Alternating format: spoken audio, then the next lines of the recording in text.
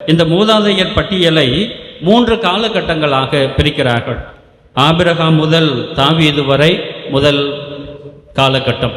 இந்த காலகட்டத்தை இஸ்ரேல் மக்கள் சீரும் சிறப்பும் மிக்க வாழ்க்கை வாழ்ந்ததாக சொல்வார்கள். எல்லா விதமான செல்வம் வளமும் எல்லா விதமான ஆசீர்வாதமும் பெற்று மகிழ்வோடு வாழ்ந்த காலமாக அந்த முதல் காலகட்டம் இருக்கிறது. இரண்டாவதாக இருக்கக்கூடிய காலகட்டம் என்ன என்றால், பாபிலோனியாவுக்கு அடிமைகளாக அவர்கள் அழைத்து செல்லப்பட்ட காலம். அது இஸ்ரேல் மக்கள் மத்தியிலே எப்படிப்பட்ட காலமாக பார்க்கப்படுகிறது என்றால், அது இகழ்ச்சிக்குரிய காலமாக பார்க்கப்படுகிறது.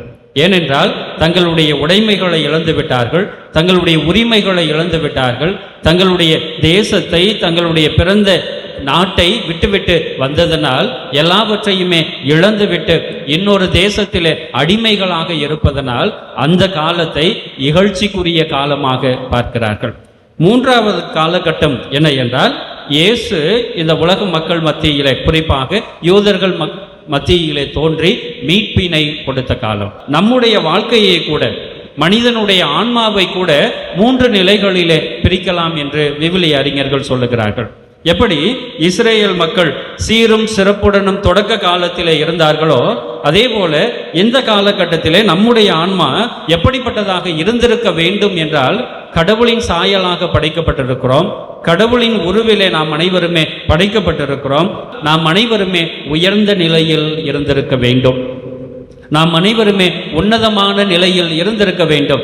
அதுதான் படைப்பின் தொடக்கத்திலேயே ஆதாமும் ஏவாளும் பெற்றுக்கொண்ட நிலை. எப்படி இந்த இஸ்ரேல் மக்கள் பாபிலோனியாவுக்கு அடிமைகளாக இழுத்து செல்லப்பட்டார்களோ, அதே போல மனிதர்களாகிய நாம் அனைவருமே பாவத்திற்கு அடிமைகளாக மாறிவிட்டோம். அதுதான் இரண்டாவது நிலை.